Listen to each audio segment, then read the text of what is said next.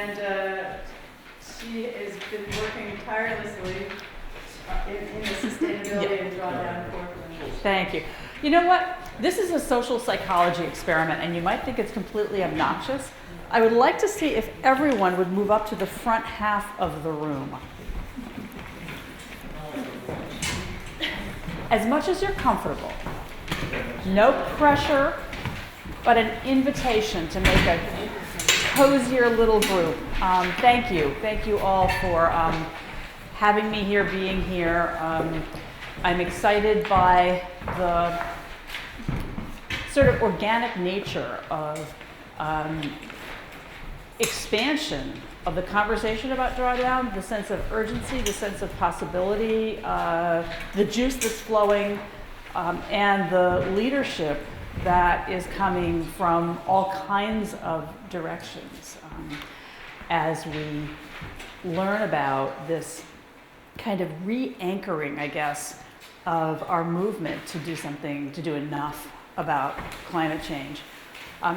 Susan asked me to be sure to talk about Sustainable Hudson Valley. We are something between a secret club and a force of nature.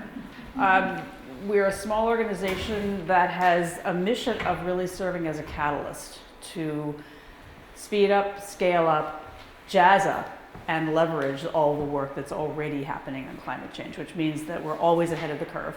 We therefore always welcome your support. But we're really about not just content, but strategy. Over the last dozen years, we've sat at our share of tables where plans were being hatched by county and local governments that would never really be acted upon through nobody's fault. We've given our share of presentations to 3 people or to huge auditoriums that said, thanks, bye. And we've really been thinking strategically about what's going to make a difference. It is not going to be pedaling faster on the same bicycle, right? Because you're already pedaling pretty fast. But we think it can be working within cohesive networks with some shared values where people can really support each other to be more ambitious and more creative. We think that it is working at a scale that's a little bigger than just home, but still defined. And it's my bias that the city and the town and the village are just big enough to matter and yet small enough to touch. And we think, and we're gratified to see Drawdown because we have long thought that the conversation about climate change it's not about gloom and doom, but it is about seriousness. And there's, I think it's F. Scott Fitzgerald said, the hallmark of a superior intelligence is the ability to hold 2 opposing thoughts in mind at the same time and retain the ability to function. And so the opposing ideas that we're really, we're not just at an edge, there's a lot of deterioration happening in our ecosystem. As you'll hear Paul Hawkins say on our video, we're in terra nova as far as the condition of the earth. But there is also an incredible outpouring of ingenuity and sophistication in what we're going to do about it. So what I'd like to do this evening is under an hour of program, allowing enough time for you all to really converse. First part is just an overview of Project Drawdown and another tool that is wonkier so people don't think about it. It doesn't have pretty pictures, but it's the Exponential Climate Action Roadmap, and I'll tell you why it's important. I'm going to look at what the sort of solution set is, and then I want to take a little time to discuss. And then the second kind of phase I want to offer is what's going on already here in the Hudson Valley, because we're not working in isolation. I once heard now President Trump on the campaign trail say, are you ready? The environmentalists don't want you to know all that's already being done. And I don't agree with that, but I think it perhaps is a problem in our messaging, if that can be said. So I want to look at the tremendous amount of work that's going on and where we are at in scaling the various solutions. And then really to talk with you about what's most useful here in Rhinecliff, Rhinebeck, and this part of the world. I've since Drawdown Learned, which was a wonderful gathering at Omega a year ago. How many people were there or heard about it? Yeah. There's been a lot of conversation around Rhinebeck and northern Dutchess County about being some kind of a hub, or working at a community scale. And not everybody who's been in that conversation is in this room, but I still think that looking at that level of possibility can't hurt. So, is this the airplane you thought you were taking off on?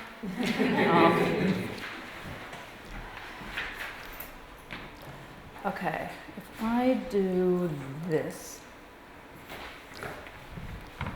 I have to go slideshow, don't I? Slideshow? I know how to do slideshows.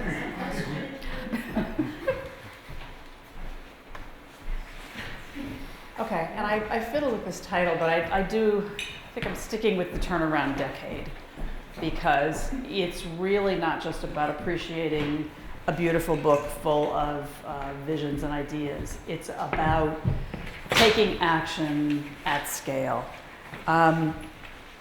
And we know, what are those 3 words from the Intergovernmental Panel on Climate Change report? That what we need is rapid, far-reaching, and unprecedented action. I can usually remember 2 of the 3, so I'm really proud of myself. Rapid, far-reaching, unprecedented. So goals for tonight, just to understand what the solution set is, the validity of it, the range of it, understand the roadmap from the perspective of offering a timeline for action, thinking about priorities that are locally and personally meaningful here. Think a little bit about working with human nature, which is one of the subtexts of Drawdown. And just, I hope that we'll walk out of here feeling like stepping up, or stepping another step up in really taking strategic action. A lot of people in this room came of age when we were first looking at that thing, and it never gets tiring, does it? So I tripped over Drawdown a few months before publication when they were still vetting the solutions, but I've been struck at how much it's leading people to think maybe we have a fresh chance here. Most comprehensive plan ever proposed to reverse global warming. P.S. The architect of it, Paul Hawken, will tell you it's the only plan. And I would irreverently say it's not really a plan, but at least it's a scoping document. And anybody who has not seen the darn thing,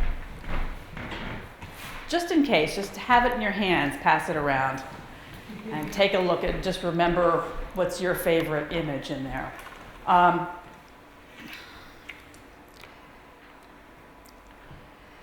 So a group of fellows, coordinated by Paul Hawken, but with a really impressive list of advisors. I think the most fun thing about studying Drawdown is clicking on the advisors, who are some real rock stars. Identifying a much wider set of possible solutions than the 100, and doing rigorous modeling, and coming up with the group that have the most potential to reduce greenhouse gases, carbon dioxide and greenhouse gas equivalents, which are methane and refrigerants and all kind of evil stuff. Ranking them, looking at kind of scale of cost to implement and financial benefits to implement. And we're talking about ginormous global processes of change. So they're not claiming that this is precise, but they are looking at orders of magnitude. And interestingly, there are 80 solutions that they consider ready for prime time, and then there's another 20 that are just around the corner that are especially intriguing. So, any in there that surprise you? Can everybody see this? I hope. Some of these we already knew. We knew about renewable energy. We knew about preserving forests and soils. We knew about sustainable transportation. Many of us know about recycling, which is materials management, which, everything from landfill methane to transporting recyclables and trash, it's all hugely fossil fuel dependent.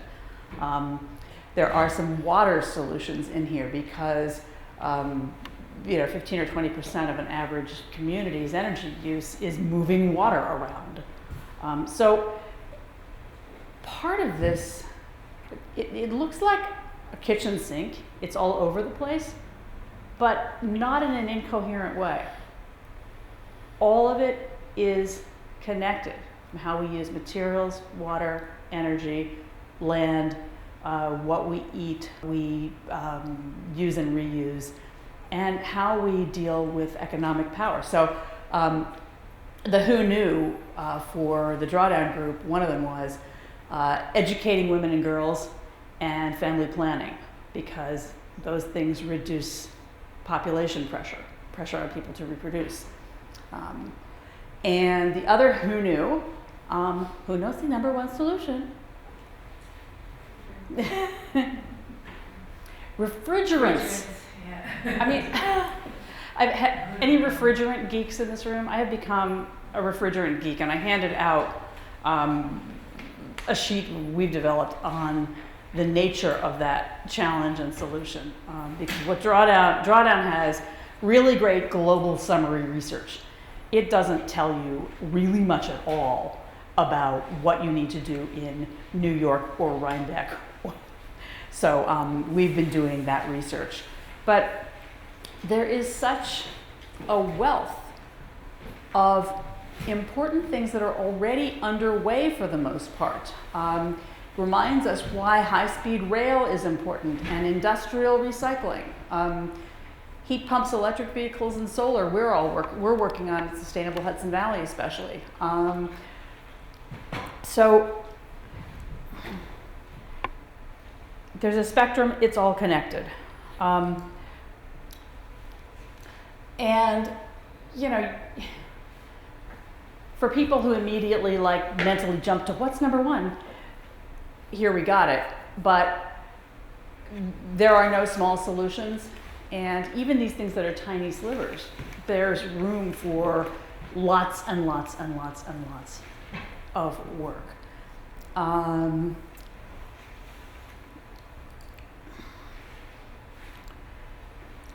And more than what to do, I think the book and the folks from the Drawdown Project who speak about it are trying to offer us a way to think about it that is realistic and yet empowering. And part of that is the idea, we know Paris, we have a Paris commitment, sort of. The IPCC says we must begin reducing our emissions, by 2020. We must reduce them, keep cutting them in half every 10 years. It's got to be that steep and that immediate.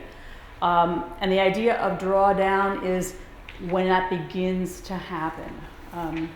But the Drawdown folks make the point that we really don't know how easy or difficult it's going to be. That every year there's a little bit of drawing down in just natural cycles. And as we really scale up all these options, it might be hard, it might be easy, but let's pretend it could be easy.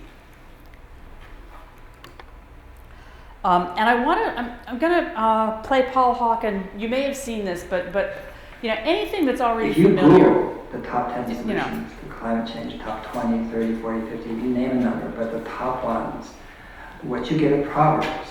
And listen to not just his content, but the voice. Behind your mother, eat smart, consume less, be efficient, move closer to work, use power strips at home. I mean, things that are definitely sensible, make total sense, but also give you a sense that we're screwed. Because you know the enormity of the problem, the challenge that exists, it makes you feel sort of hopeless, actually. Most of the solutions in the world that are being proffered to people are about people's beliefs, whether they're from experts, or they're from activists, or they're from institutes or NGOs. It's just our beliefs about what we need to do, and like any good proverb, they're true, but they don't actually come together in a way that gives us a sense that cumulatively together and with those solutions we can actually reverse global warming. And the idea that we should aim for mitigation or reduction or stabilization is just crazy, because ppm right now of carbon dioxide parts per million is 402. Humans have never existed when it was over 300. So we're in terra nova. We're in a place right now that no human being of any sort of type, and certainly civilizational or not, has ever existed. So the science about what's going to happen, how fast it's going to happen, is actually speculative. It's good science, but it's speculative. And the idea that we should adapt, mitigate, reduce, at this point at 402 is, to me, absurd. If you're going the wrong way, you have to stop. You just can't slow down and say, no, we're not going the wrong way. You still are going the wrong way. And that's why I say right now the proposals around addressing global warming are like Thelma and Louise in slow motion. We're just going right over the cliff, but we want to go slower. And that is not an inspirational goal for humankind. The only goal that makes sense for humanity is to reverse global warming, to stop, turn around, and go the other way. And I don't believe that you can achieve something if you don't name what it is you want to achieve. And naming the goal of reversal actually opens up possibility. There's this idea that somehow if we make our goals too big, that it's too hard. It's the other way around. The bigger you make your goal, the more spaciousness there is in your mind, and creativity, imagination soars within a big goal. It doesn't get very far when the goal is really tiny and minuscule. Let me stop there. Drawdown is the... Because where he's going to say what I've said. So I want to take a moment, first little break, and just, what did you hear in that statement, and what he said and the way he said it? What's new to you or caught your attention? The urgency of the situation, that's what it says to me. Mm-hmm. And that's not necessarily new, but it just definitely puts that in your mind that we have to change the way we operate on a daily basis. Yeah. There are at least 100 answers to this question. And none that I expect. Jen. Also, where we are now and where we're heading at a significantly fast pace is unknown. No matter how much we can model it scientifically, there's no way for us to really understand how intense the impact's going to be. Yeah, we don't know how the natural systems are going to respond because there's no precedent. Yeah. That thinking bigger is preferable to thinking in a small way. That was surprising to me. Mm-hmm. But does it ring true? Me personally, yeah. Okay. Yeah. It's hopeful, despite the fact that, like you said, we don't know, and it's optimistic in a way, in terms of we can vision it differently, Mm-hmm. even though we might, Yeah. Can we stay with that and just, what is that optimism? Because it's not like, oh boy, it's going to be easy. But what is it? What do you pick up about the way he's kind of constructing this? Well, it's like when you visualize, those exercises, the psychological, when you visualize something and then you go towards that, Mm-hmm. and that's kind of what he's putting out there. Yeah. It's this idea that we need to just rethink how we're approaching and thinking about it. Yeah, and I don't know about you, but I find that because he does it in such a calm way, it's sane, it's sensible, it's real. There's actually, I have someplace in my notebooks, the Columbia University Center for Research on Environmental Decisions, Guide to Climate Change Communication. And one of the things it says is, avoid emotional manipulation, because people are not stupid. And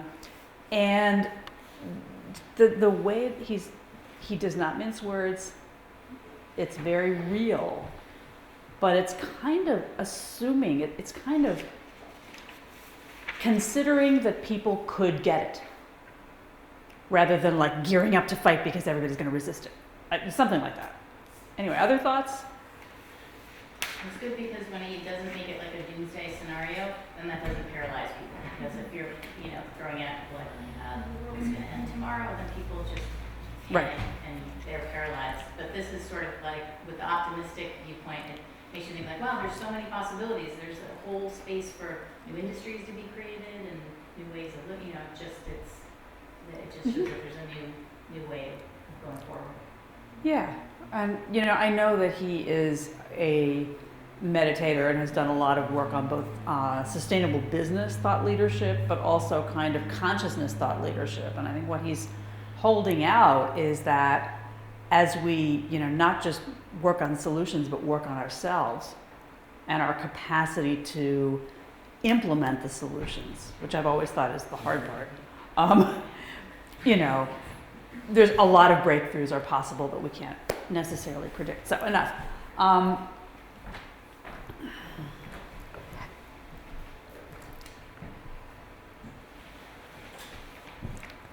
Okay, we're gonna go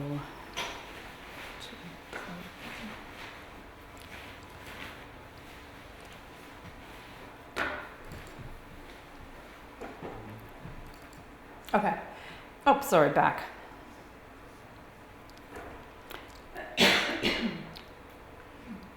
So, number one, who knew refrigerant management?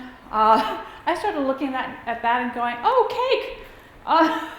It's so stupid, we just weren't thinking about it.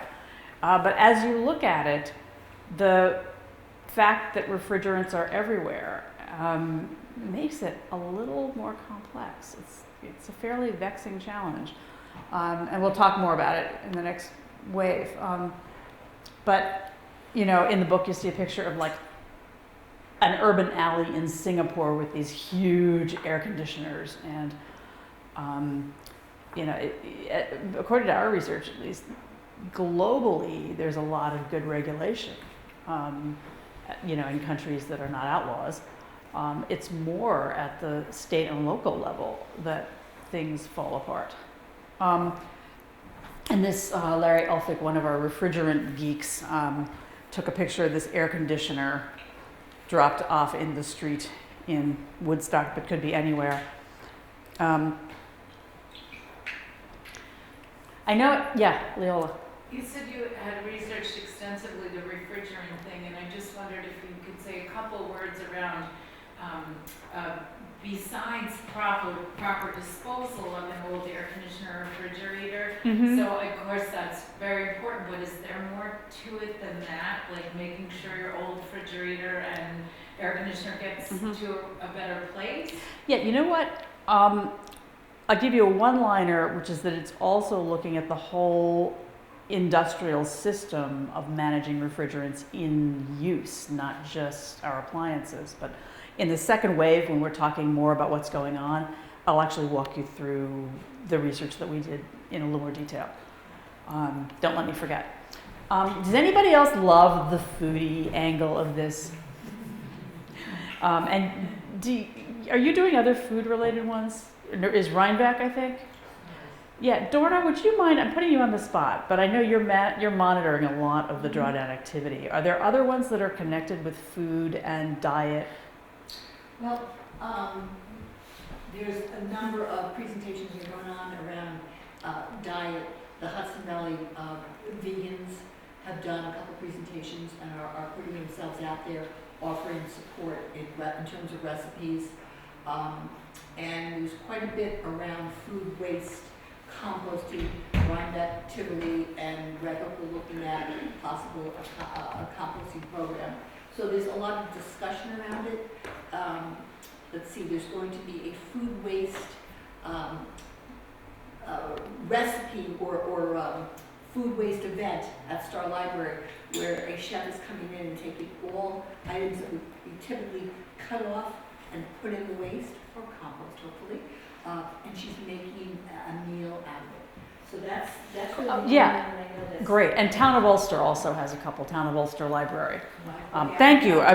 Not anybody would I put on the spot, but And we're doing, today we're having Drawdown Kitchen. Oh, that's right. oh, with Matt Stinchcomb, right? And Okay. Matt's fabulous. That's an Yeah. excellent presentation. Okay, great. So just, you know, the diversity of these I think is really interesting. And that's the one too, Melissa, that is, and all the events I've been to is the most hopeful, because we have the greatest power on that. That's something we can change immediately in our own lives every single day, whether it be not wasting the food or setting up a compost or something along that line. Yeah, and build demand in our neighborhoods and our communities. And, you know, telepresence. Who loves Zoom?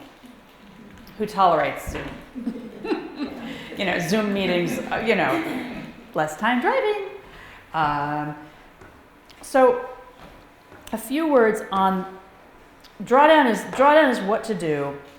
The Exponential Climate Action Roadmap is how much by when.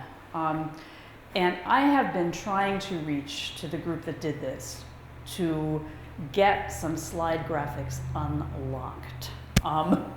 But apologies for my kind of simplistic visual here.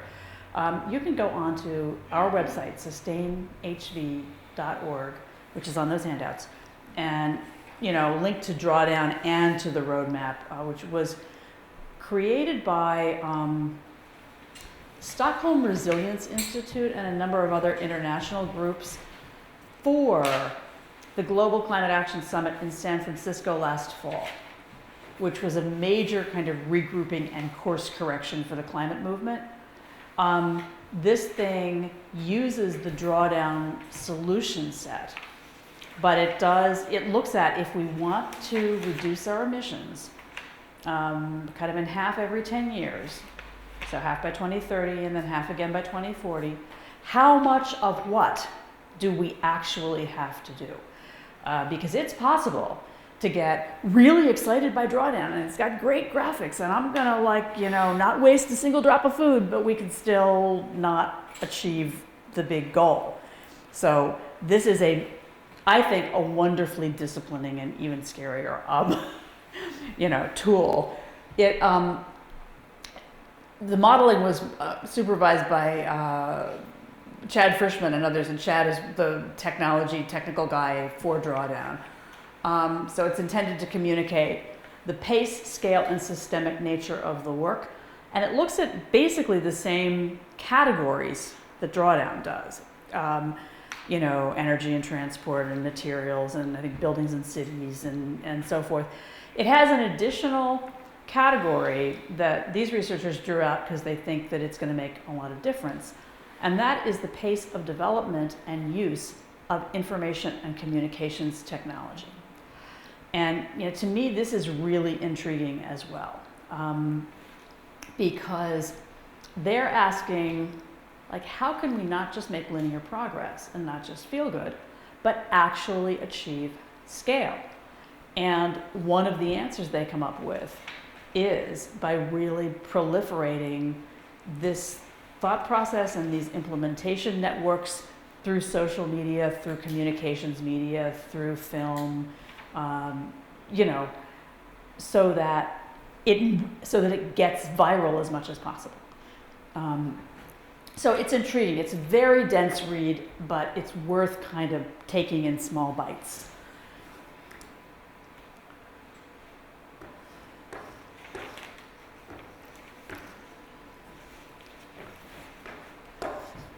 And it talks about several approaches: marketing and policy, and then leadership. Very heavy on leadership. Okay, so Drawdown is what to do. The roadmap is how much by when. Together, these two things give us very carefully composed, science-based goals. What do we have to do, how much, by when? And imaginative strategies. And they're both about really taking it on, taking it in, in our own lives, but in our communities, our institutions, our local governments, our networks, our industries, the places where we have leverage and we can be part of moving the change through part of the system. And over the last year, we have created Hudson Valley Climate Solutions Network. You're all welcome to be part of it. It's mainly a listserv and a Facebook page, but keeping each other apprised of developments and kind of action opportunities.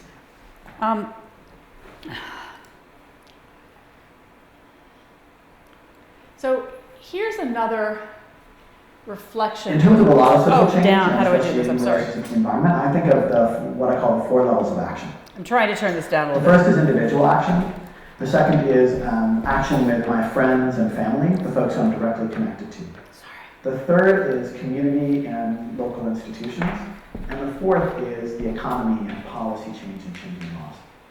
And so, in the environment, level 1 is, I recycle, I use less, I drive less. Level 2 is I get me and my family to do that. And maybe I put solar panels on my roof. And maybe I join a community-supported agriculture, a CSA. Level 3 is that's when I start to do things like change the way that the schools that I'm connected to, right? The way that I change my workplace.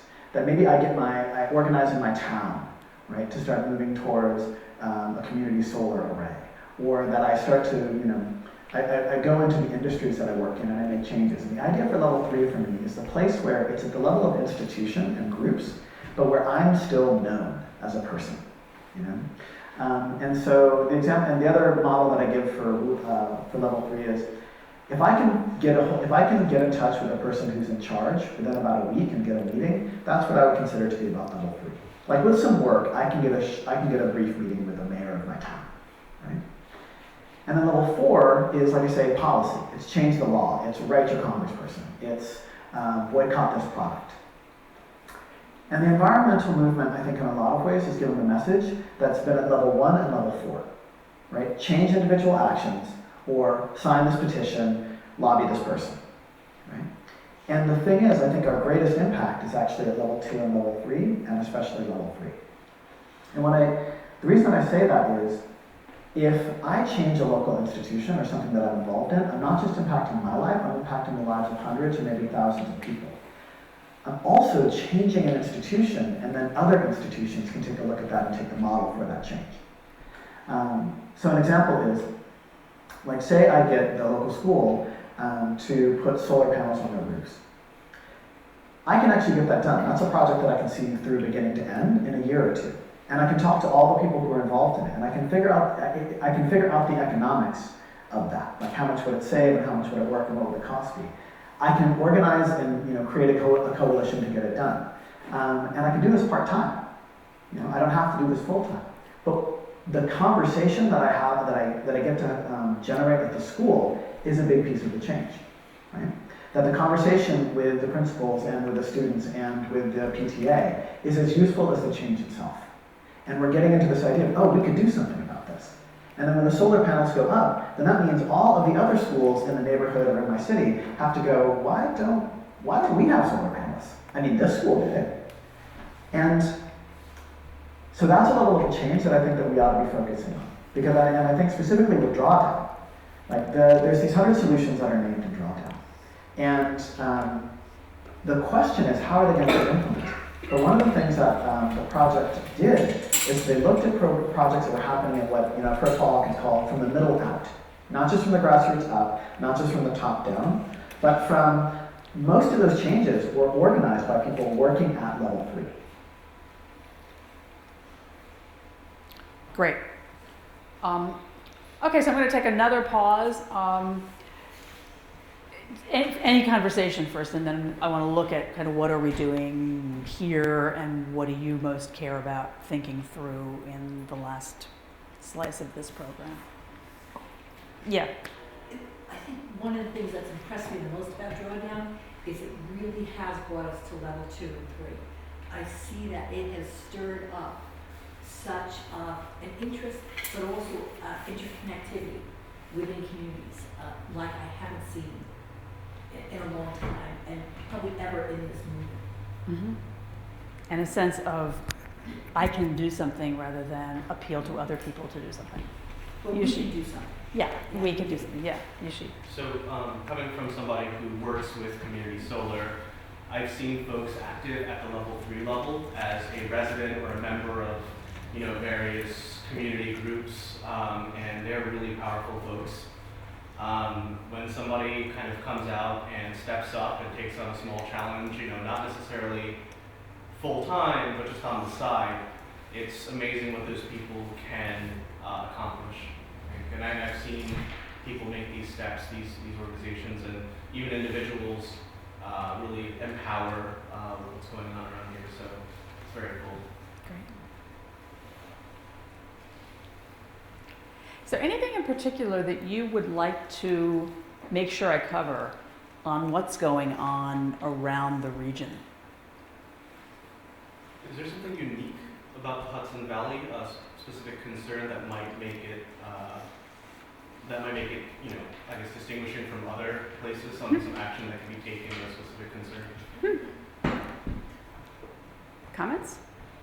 I'm gonna park that in my someplace in my top brain.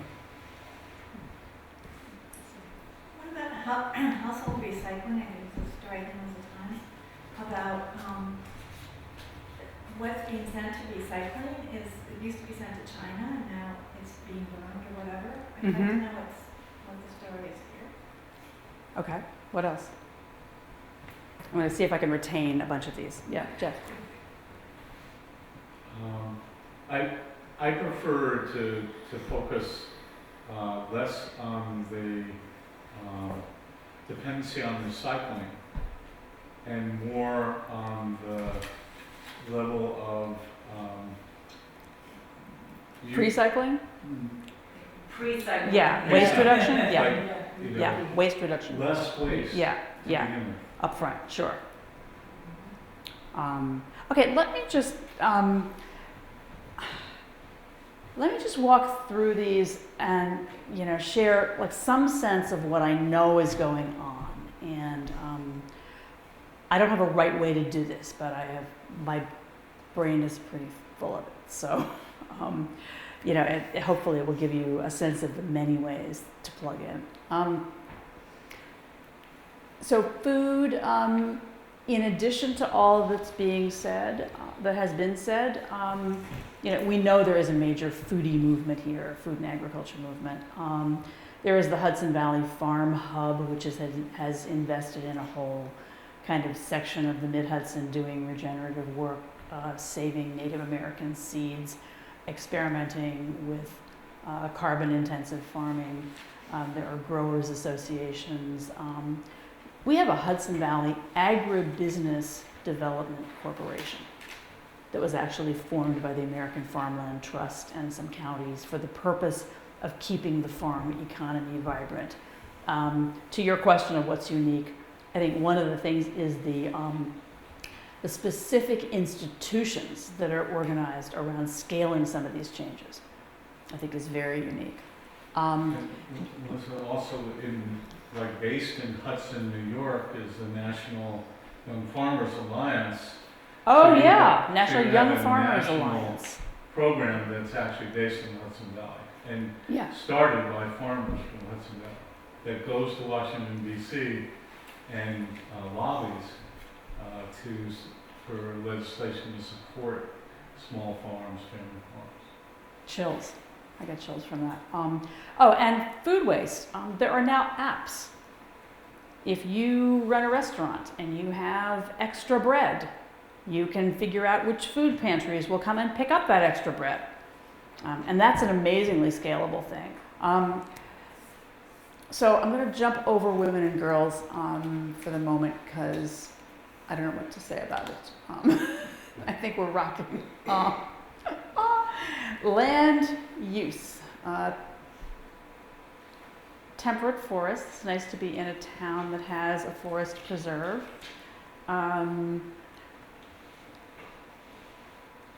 There is a lot of forest protection happening in this region. There are places like Mohonk Preserve that are doing a lot of forest ecology research.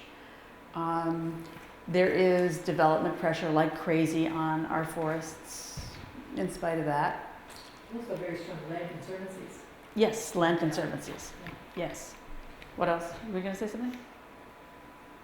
And, I'm not going to be exhaustive. Transport. Electric vehicles are near to my heart. We have a program called Drive Electric Hudson Valley, which helps drivers learn about EVs and capture the best prices, and helps dealerships learn how to sell them, and helps towns make sure that they are ready with infrastructure and stuff. That market is growing by 60% a year, and like 400,000 on the waiting list for Teslas. I mean, it's sending a signal to the auto industry, and there's lots of, I've seen articles suggesting that while it's not going to be easy to scale it fast enough, we're kind of maybe at peak internal combustion engine. And that's going to be a discussion that we're at around the end of life of these EV batteries and what's happening with that. And that's still, there's a big question mark on that. Yeah. And where it's going to go. And there's still a lot of potential, but it's still a huge problem. With EVs and with solar panels, with all this stuff, there has to be serious end-of-life planning and what they call extended producer responsibility. There are beginning to be electric buses and a lot of electric school buses are really just coming out of testing. And we looked at telepresence. Building and cities. Oh my God, there is so much happening in small amounts and so much needing to happen on a mass scale. We have a strong passive house chapter in the Hudson Valley of architects who are learning how to do net zero building. And the state has now a program for finding more cost-effective ways to retrofit our old building stock. Because is our building stock crappy and hard to work with, or what? So there's actually a program now called Retrofit New York, which is accepting proposals from technology innovating businesses that have new ideas for deep energy retrofits, and they're working mainly with multifamily, like big apartment buildings, and they are looking at things like exterior wrap insulation and super efficient appliance retrofits and stuff. It's modeled on a program that's been very successful in the Netherlands, and it's starting to get traction here. So buildings are hard. Old New England buildings are hard, but at least the methods are there. Green roofs. Anybody see a green roof in this region? Kaplan Hall at SUNY Orange in Newburgh. And the city of Newburgh actually has a guidance document that they've created for construction and maintenance of green roofs. So lots. Bike infrastructure we're working on for sure. Materials management. I'll get back to refrigerants in a minute. I'm going to go up the list. What's So- smart glass? Smart glass, I don't know a lot about it, but I think it actually can change its, what's the word, not reflectivity, the amount of light that can go through it depending upon conditions. The insulation Yeah. capabilities of it. Yeah. And I don't think it's cheap. Yeah. A lot of these are old ideas. They're on one. I've been writing in New York Times, NBC. Yeah. I've written about these ideas. Yeah, decades ago, right? Decades ago. Yeah. I don't understand what's different now. Is it the will to do them? Is that what's? That's a really valid point. When I opened this up, I went like, recycling? We're gonna get people excited about it? Geothermal, all of it. So, Yeah. Or immediate necessity.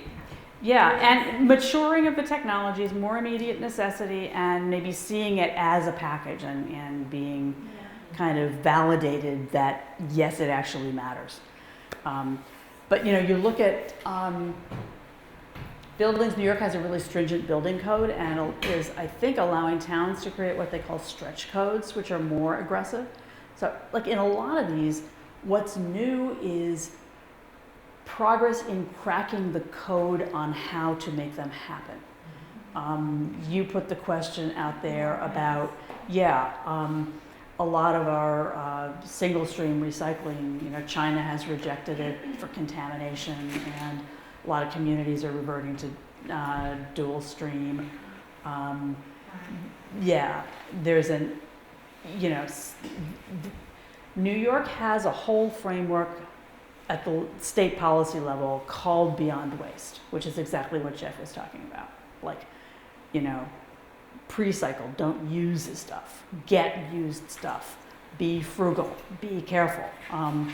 But it just doesn't make its way to the county or local level. County recycling agencies are overwhelmed. And the, you know, Chinese kind of sudden change, like everybody's reeling from it. Our recycling rates, like 50% is a good rate for a county. But I understand there's also been a lot of just work that doesn't really show up in the numbers, but figuring out better technologies for these plastics and those building materials. You know, there's an awful lot of kind of minor problem solving that's adding up to making it work somewhat better. But there are big system overhaul needs to make it work enough better. And also innovation in how to use some of these materials. Yeah. I mean, have you seen like building material slabs for tiny houses made out of, you know, recycled ocean plastic? I mean, there's just, but textiles, carpets, insulation, roadbed material, I mean, those are some of the things where it's really big business and very well established to, you know, do things with recycled materials.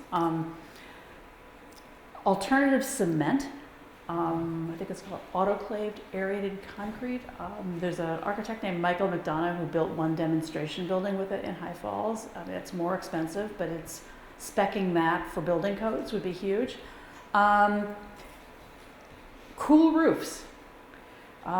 There's a wonderful young guy from Suncommon, Cal Truman, who worked in the Cool Roofs program in New York City a few summers ago, and said that it's this gunk that you roll out with a great big roller onto a roof, and it makes it reflect the sunlight instead of absorbing it. So it greatly reduces air conditioning load in buildings, and it reduces heat island effect in neighborhoods. And you know, not nearly all roofs are set to do it, but there's a whole bunch of innovation in the roofing industry to make lighter materials available. Cal said that New York City just spent a few summers figuring out every sturdy roof whose occupants had a good liability insurance policy and that you could get up on easily. And then they just rolled out a whole bunch of student volunteers and interns and just like rolled the stuff on. So who knew? And then for materials, I promised refrigerants. So please get your hand out. I won't belabor this too much, but it really is kind of amazing to me. Globally, there is this thing called the Kigali Amendment to the Montreal Protocol, which was, you know, it was a big global policy to phase out refrigerants that were bad for the ozone. And there's like money from the Gates Foundation working in many countries to get policies going. I mean, there's very serious commitment. There is work at the federal level with EPA, with the refrigeration industry, to phase out bad ones and develop good ones. It's not conclusive what the good ones are really going to be. There are issues with flammability with some of them. So it's still really at a kind of technology proving stage. There are rules, I mean, there's a whole Clean Air Act set of protocols for how you are supposed to handle refrigerants in anything from a residential fridge to an ice rink to a data center to a supermarket with aisles and aisles of freezers. And from what I've been able to learn through some conversations with the DEC Office of Climate Change and the New York State Pollution Prevention Institute, enforcement is just broken. There are supermarket chains that have been fined hundreds of thousands of dollars for not having their refrigerant management systems properly in place.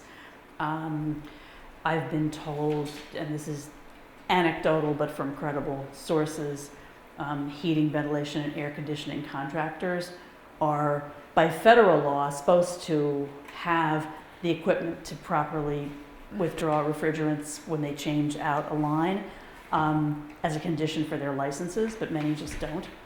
The technical associations of those professionals have, platforms in theory that they're supposed to manage them properly, but apparently there's not really any involvement. So we've been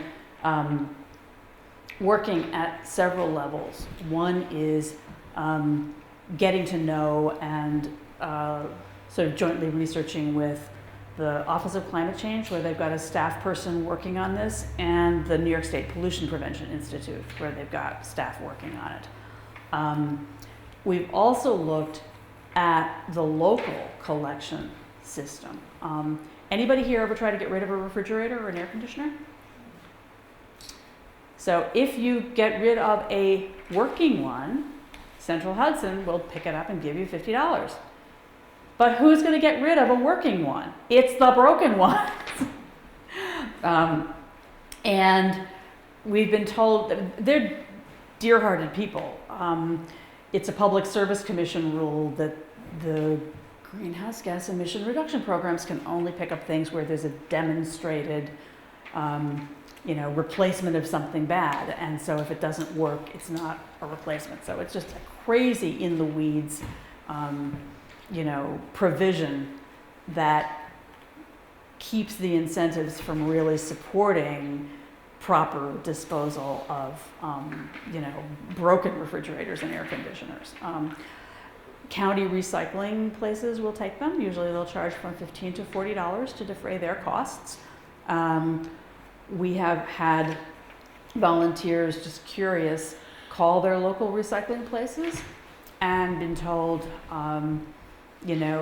everything from the right answer, what I just said, to one local recycling place in Kingston said, oh, we have a permit to discharge refrigerants into the atmosphere, which there is no such thing. So we actually have several new volunteers who are starting to help us with the Pollution Prevention Institute guidance, kind of make a taxonomy, figure out who are the players and how can we begin to gather some data. And our state agencies should be doing this, and to some extent they are, but we've got 5 or 6 materials management geeks now really focusing on this, and we've done a significant forum for the Ulster County Legislature that had the County Public Works Director and so forth in the room. So we think that an example of like a way to take drawdown actions and get them into motion in a non-trivial way is organizing these kind of think groups where there is a big gap and really delving into what isn't being done in terms of policy, incentives, education, etc. What does Central Hudson do with the refrigerators, the old ones that they collect? They properly suck out the refrigerant and send it to some place that can clean it and reuse it or properly dispose of it, and then the rest goes to scrap metal. Or, you know, maybe some kinds of reuse, but I mean, they have a structure for doing the right thing. They have a pretty cool program in Los Angeles where, like what you were saying, that's the problem. If it's not broke, somebody won't, you know, like if you have a refrigerator that's not Energy Star but still working, what's the incentive to replace it with something that's more efficient and better for the environment? So they have a program where you can replace your old fridge if it's still working, and they'll pay you like $150 or something like that for it. You know, they'll buy it from you, and that way, you know, it's just an incentive to get you to, if you replace it with an Energy Star. So Yeah, that's great. Yeah, and thinking outside the box kind of idea, you know. yeah, and you know, a lot of the cities, the places with the worst environmental challenges have, in a lot of cases, sort of taken the boldest steps and put some public investment into that kind of thing. I mean, Plan NYC is really doing amazing stuff in New York. Philadelphia has a huge commitment to green infrastructure, but yeah, that's a really good example. So what would you suggest if here you are in Dutchess County? Yeah, And you I got this refridge. What do I do? Yeah, like what Yeah. do you do with this? Okay, all right. So Doesn't work. if you take it to the Dutchess County Resource Recovery Agency and you suck it up and pay them $15. Well, I don't care about paying, it's just. Yeah, fine. yeah, that's what you do. Get it there, That's- the refrigerator doesn't fit in a sedan. That's a problem. That's a problem. I'll get back to you. Yeah, or somebody who wants to take on a project. It would be this is a transformative project. Someone needs to call 1-800-GOT-JUNK and see if they properly deal with refrigerants. If somebody reminds me in the morning, I'll do it.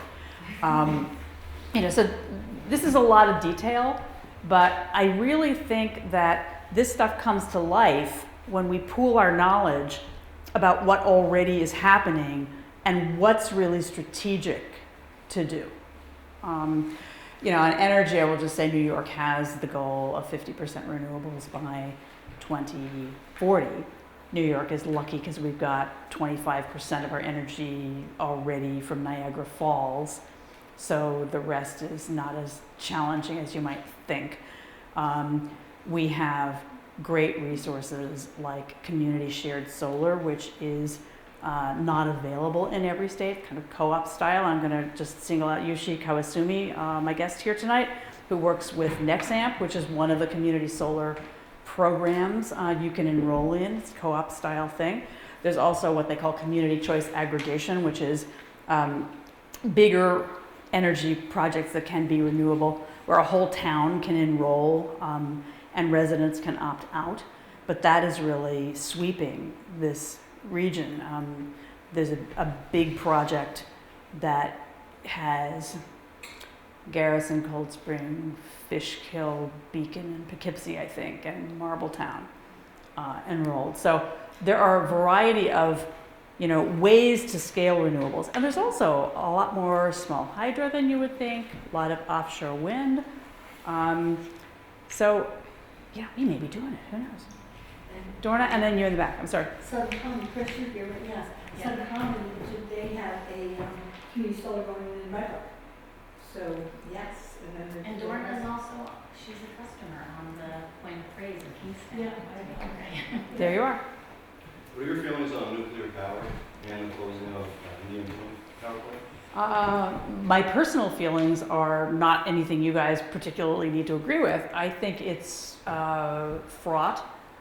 I think not every drawdown, there are certain solutions, and nuclear power is one of them in this book, where they say, yes, this reduces our carbon, but it has very significant risks. I was in my youth one of 2,000 people who were arrested for blockading the construction of a nuclear power plant on an active earthquake fault at Diablo Canyon in California. So maybe that's enough on that. You know, energy planning is really hard because it's hard to predict what we're going to need. A key is efficiency in every respect. Another key is electrifying, because that's one of the greatest ways to really bump up efficiency. Heat pumps are way more efficient than fossil boilers, and electric cars are way more efficient, and by the way, cost about $1 a gallon equivalent. So that's, we got to make ourselves not need it. And I think there's a really, the planning that has been done around the decommissioning of Indian Point with the community is a really good example of the kind of stuff we've got to do. So, okay, there's a lot.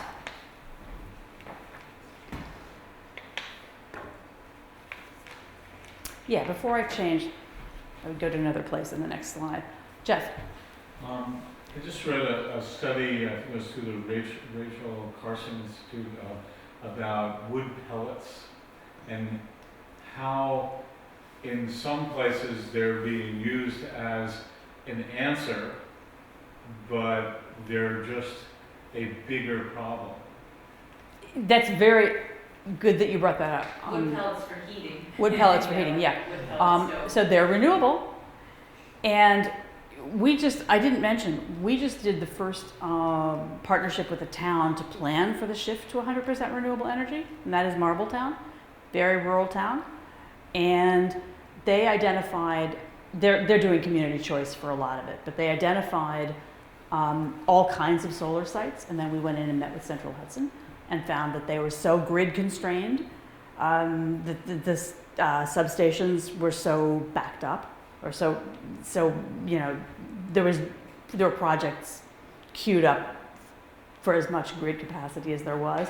And so they started looking at wood pellets and solar thermal as two renewable options to consider. And they're not jumping into it. They're very sobered, there are air impacts. The highest efficiency stoves are way better than the others. But they did some calculations on how much throughput of pellet production would be sustainable without stressing the forest.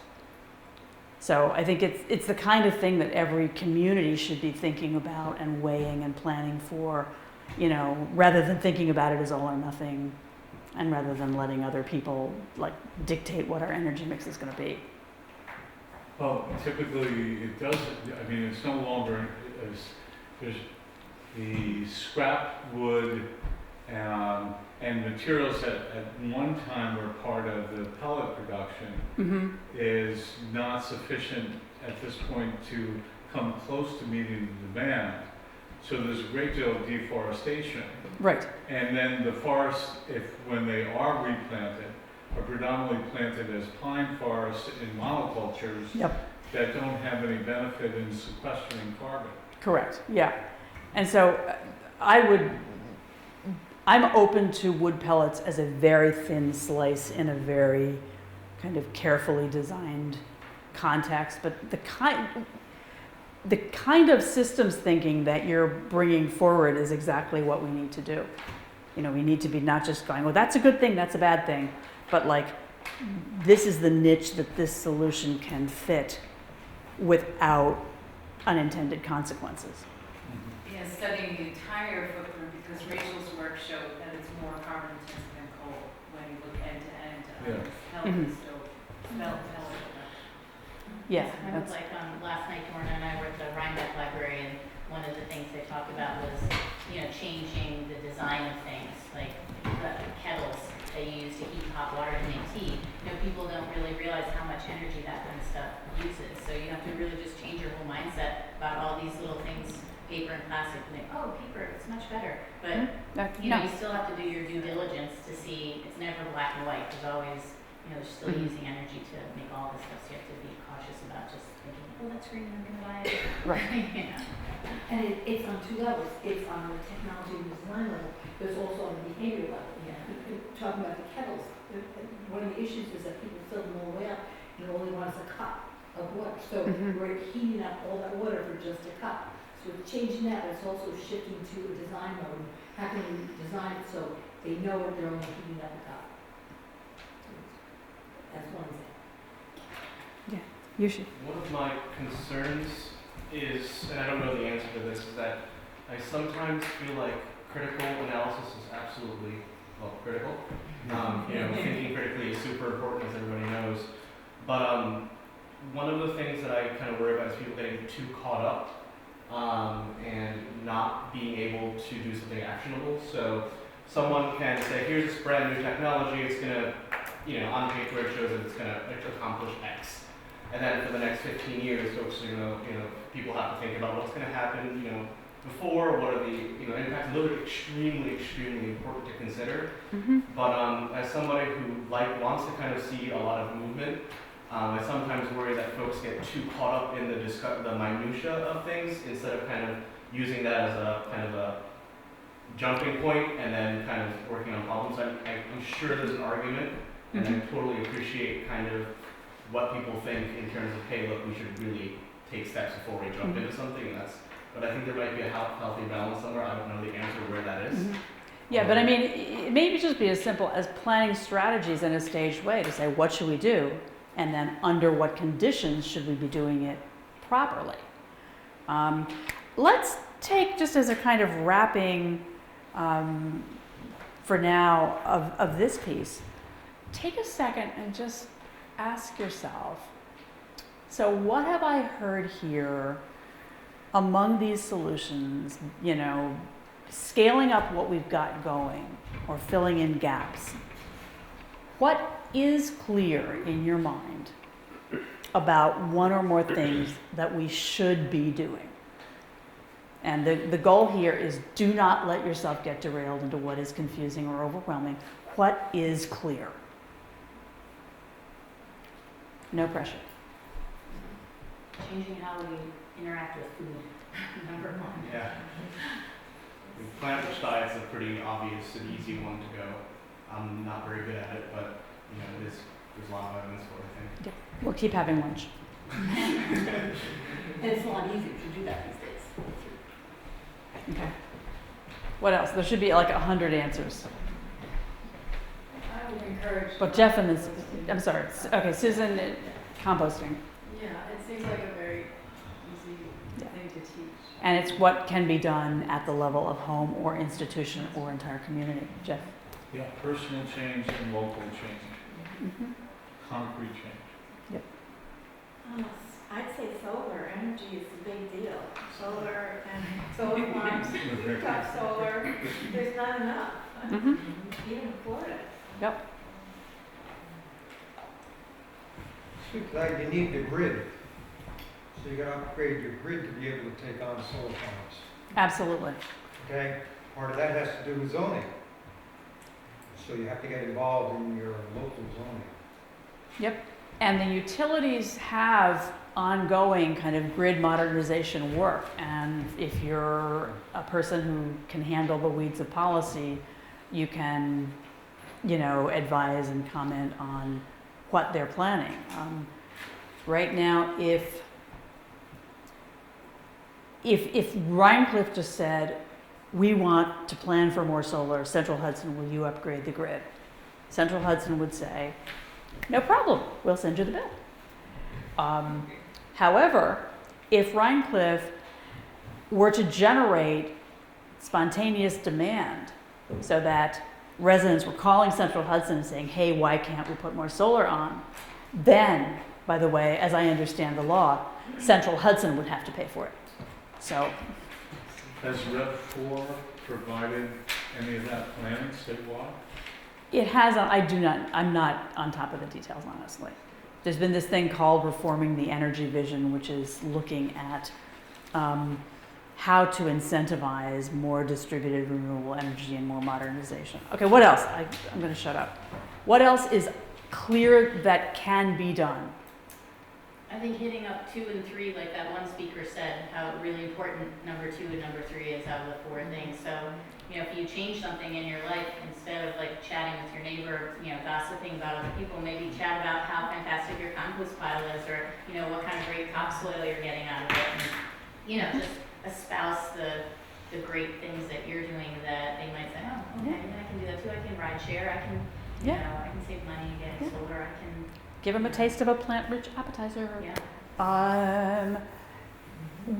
Thinking about how many people in this room are from Rhinecliff, Rhinebeck, other places?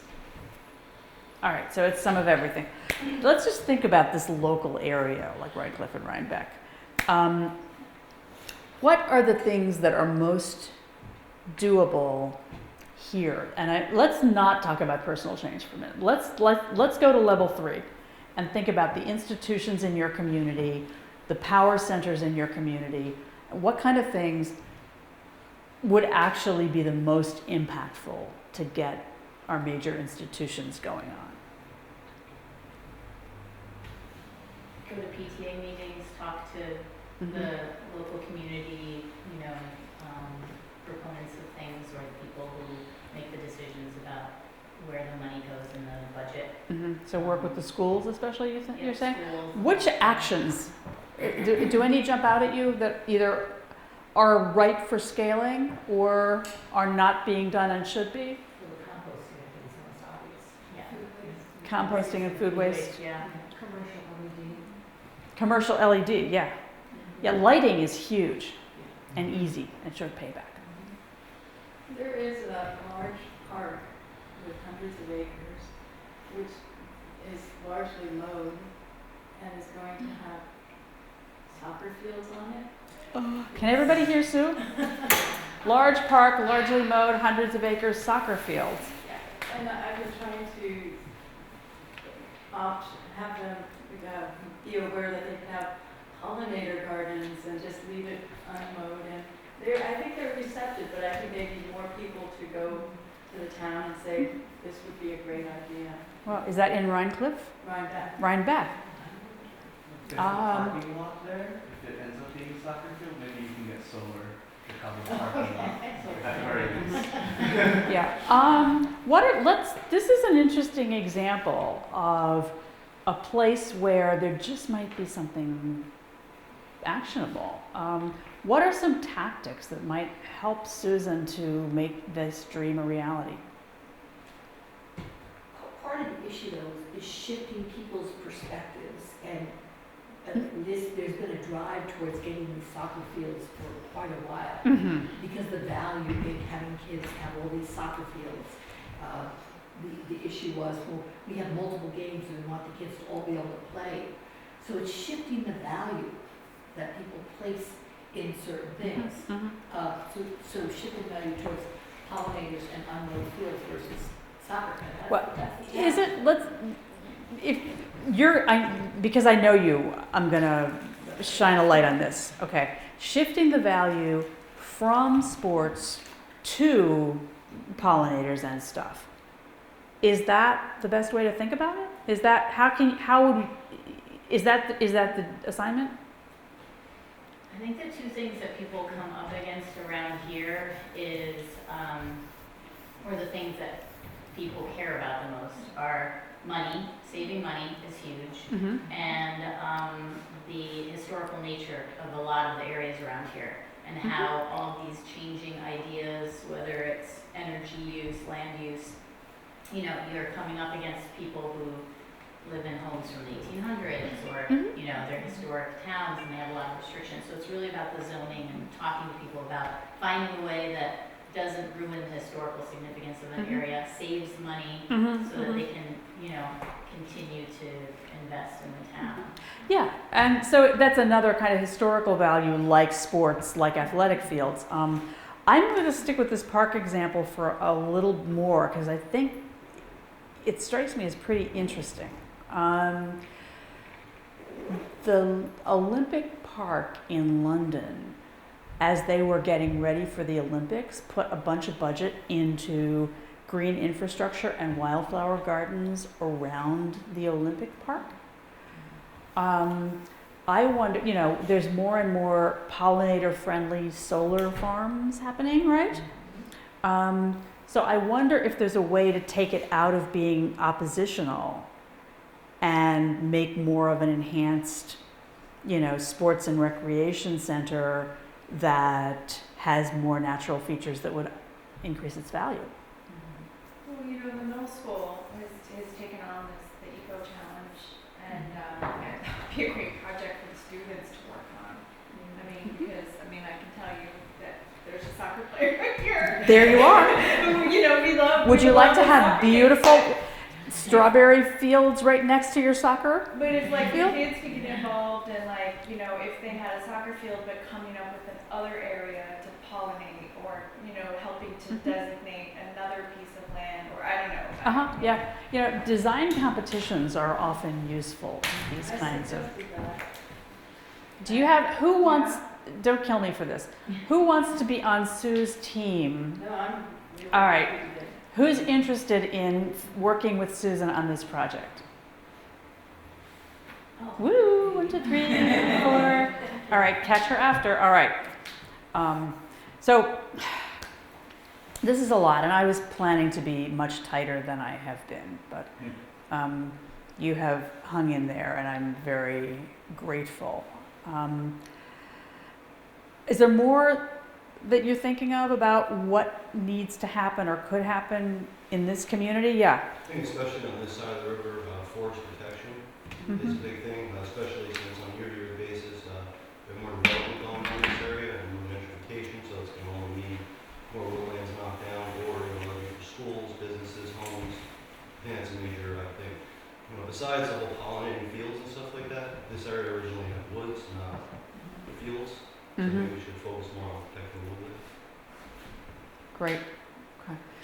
And yeah. It depends what you're talking about. 100 years ago, there was almost no woods around here. Farms. Oh, farms. Yeah. So, I mean, you know, depends where you're coming from. I hate to throw monkey wrenches and things, but Well, that's what I said originally. originally it was burned off by the Indians. Yeah. But so the idea here is to figure out the most ecological uses that are also good for us. Jeff? But I just want to make sure that everybody is aware that Rhinebeck has a team for the Eco Challenge. Let's make sure that everybody knows what the Eco Challenge is and fully how to participate, because I was about to go there. And it's the biggest team in the world. Yeah. And the hottest as well, correct? All right, so, you know, critical path, you know, I think a lot of people are pumped to learn more about how to make these solutions actionable and what's interesting. Analyze local actions, resources, and options, set stretch goals, I love stretch goals, and make plans, and then repeat. March has been a month of education and outreach, a lot of library conversations and stuff. April is set to be a month of fun, productive action. And the Drawdown Eco Challenge is a month-long campaign put together by the Northwest Earth Institute, which is a bunch of educators who are really good at designing structures for people to take action that, you know, makes good use of their time, that's educational. Would you, Jeffrey, be interested in saying a little more about the Drawdown Eco Challenge? Yeah, and you're... And Dorna, or Jeffrey, yeah. So that coming out of Chancellor Elementary School, and a teacher in the school and her students in 5th grade, they put together a lot of actionable things, measurable things that were the start of this. But it's you can actually go onto the website for the Eco Challenge. I'm not sure what, I'm trying to remember what the... There's a Facebook page. You can actually go on Rhinebeck Eco Challenge, and that'll link you to the Eco Challenge page where you can sign up. And if you don't go through Facebook, you can go on to Google, because you can access it through a Google I think you as access the well. Drawdown site too, right? Yeah. Right. Yeah, so it's an international challenge campaign for teams to form and take decisive actions using the Drawdown framework. Search on the Rhinebeck team. Yeah. And you don't have to be a team, you can be an individual if you want to, but it's, I would add to what you said about it's a friendly competition as well. And, you know, you can form a team down here in Rhinecliff or join the Rhinebeck team. And what will happen is, starting April 3rd, you can begin to take actionable steps, and every time you perform a step successfully, you can check it off and it adds points. And some of the steps are actionable, and some of them are learning about, so it's educational. I'm going to read about and learn about. So it's not just taking specific actions, and it's around all the different solutions up there. And we are the number one team right now. So, and why are we the number one team? Because it hasn't started. Well, when you sign up, you can take certain steps, set yourself up, and each time you do these little steps in setting up, you get some points. So we're I don't think we're number 2 in team members, but we're number 1 in action taking so far. All right then. Well, actually, world, I think it is. So, yeah, that's who are. What was I looking at? Tell all your friends to sign up and whack their butts. Seriously. Yeah, That's And I might add that there's also, I mean, besides a group in elementary school, there's a large group that's in the high school. The combination of the Interact Club and the Environmental Club. And I went with 21 students in February to Costa Rica to a place called Earth University. And the students learned about recycling, renewable agriculture, and all of those students, those 21 high school students, came back totally inspired and energized. And so they have an actionable plans in lining up for April, which includes recycling programs at a real intense level in all the schools in Rhinebeck, getting out into the community with more education. Other ideas include possibilities of like Meatless Mondays for all the restaurants and the school and everybody in town to participate in, and also understand what that means. You know, what's the impact of even just one day of meatless? Yeah. So that people can start thinking about it. Yeah, that's great. And that's another, Meatless Mondays is a whole template that a campaign can use. And I think New York City has been looking at doing that on a citywide basis. Oh, wow. Yeah. And 2 of the high school kids put together a film festival this coming Friday night at Star Library, and it's around World Wildlife Day. So they're going to have popcorn and a couple different films on wildlife. So the kids are really on fire. Very exciting. Okay, great. So there's lots more to say, but I'm going to suggest that we say it informally after I wrap. Actually, can I just Yeah, sure.